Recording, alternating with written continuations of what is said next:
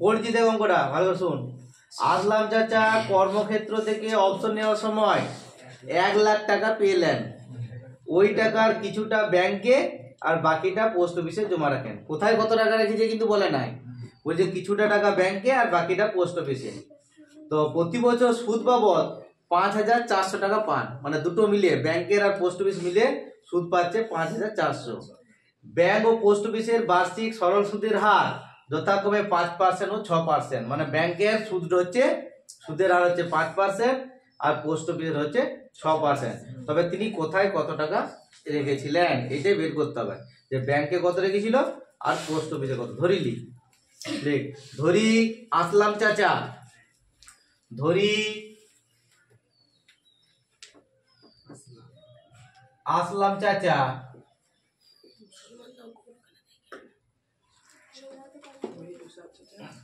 ব্যাংকে টাকা রেখেছিলেন x টাকা, বা ব্যাংকে রেখেছিলেন x টাকা, রেখেছিলেন x টাকা। তাহলে পোস্ট অফিসে কত রেখেছে? 1,00,000 মাইনাস x, তাহলে টোটাল ওই 1,00,000 টাকা তো রেখেছে ব্যাংক আর পোস্ট অফিসে মিলিয়ে। তাহলে ব্যাংকে যদি আমি x টাকা ধরি, তাহলে পোস্ট অফিসে রেখেছিলেন 1,00,000 মাইনাস x, অতএব পোস্ট অফিসে রেখেছিলেন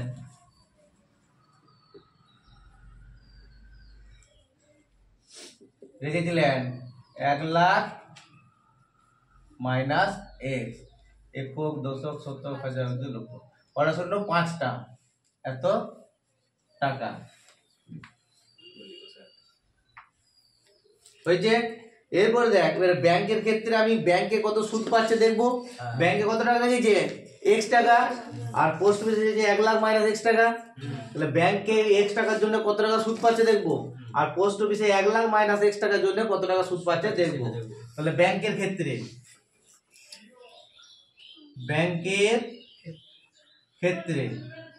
আসল পি, আসল কত? x টাকা, সুদের হার আর কত? 5, আর সময় টি কত? প্রতি বছর তাই বলি যে প্রতি বছর সুদ বাবদ 5,400 টাকা, মানে 1 বছর, সময় হচ্ছে 1 বছর। অতএব আয় সমান, অতএব সুদ, মোট সুদ আয় সমান কি PRT by 100, PRT by 100। P মানে কত? x, আর কত? 5, আর টিটা কত? 1 বাই 100 সমান হচ্ছে 5। আমি এটা কাটাকুটি করবো না, কারণ আমার পরে 100 ওইটার ক্ষেত্রে 100 বেরোবে তো লসাগু করতে সুবিধা হবে।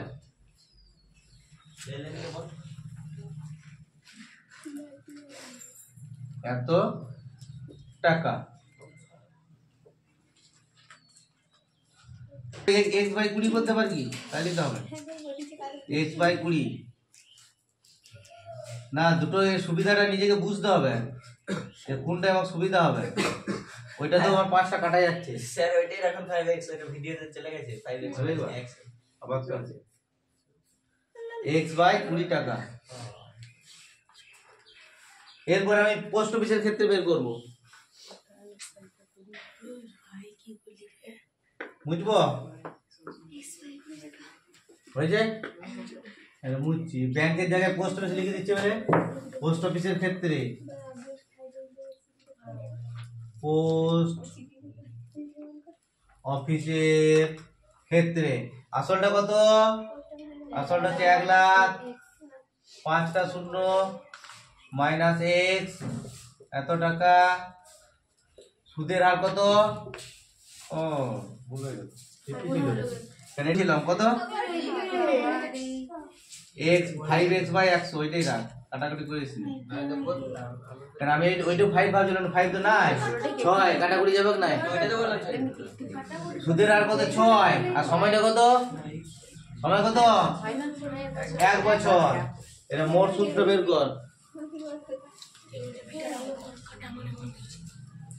5x বাই 100টাই রাখ, দেখ পি মানে কত 1 লাখ মাইনাস এক্স আর কত 6 আর টি রে কত 1 বাই 100 এটা 6 দিয়ে গুণ করলে 6 লাখ হয়ে যাবে এটা মাইনাস 6x বাই 100 তাহলে পোস্ট অফিস থেকে ব্যাংক থেকে কত টাকা সুদ পেয়েছিল এক বছরে 5x বাই 100 টাকা আর পোস্ট অফিস থেকে এক বছরে কত সুদ পেলে 6 লাখ মাইনাস 6x বাই 100 এবার দেখো এখানে বইয়ে বলা আছে যে প্রতি বছর সুদ বাবদ দুটো মিলিয়ে ব্যাংক আর পোস্ট অফিসে মিলে 5400 টাকা পায় মানে শর্তানুযায়ী ওইটা প্লাস এইটা সমান 5400 এই পর্যন্ত টুক তারপর মুছবো শর্তানুযায়ী তাহলে ব্যাংক থেকে এক বছরে কত সুদ পেয়েছে 5x বাই 100 প্লাস ব্যাংক থেকে পোস্ট অফিস থেকে কত পেয়েছে 6 লাখ মাইনাস 6x বাই 100 সমান দুটো মিলিয়ে কত পাচ্ছে বইয়ে বলা আছে দেখ 5400 এবার এবার নিচে 100 হয়ে গেছে কোনো সমস্যা নাই দুটোতে 100 আছে তাহলে কি হবে 5x plus 6 lakh minus 6x by 100 সমান 5400 और 5x থেকে 6 লাখ माइनस 1 समान দুটো শূন্য 5,40,000 और माइनस 1 समान 5,40,000 माइनस 6 लाख অতএব x সমান কত 40,000 5 লাখ 60,000 5,40,000 থেকে যদি 6 লাখ বিয়োগ করিস মাইনাস 60,000 হয় কিন্তু দুদিকে মাইনাস মাইনাস কেটে যাচ্ছে একবারে করে দেবো নাহলে যদি করিস তাহলে লিখতে হবে মাইনাস x সমান মাইনাস 60,000 অতএব x সমান এটা বুঝছো 60,000 টাকা x সমান হয়ে যাচ্ছে 60,000 তাহলে আমরা কি x টা কি ধরেছিলাম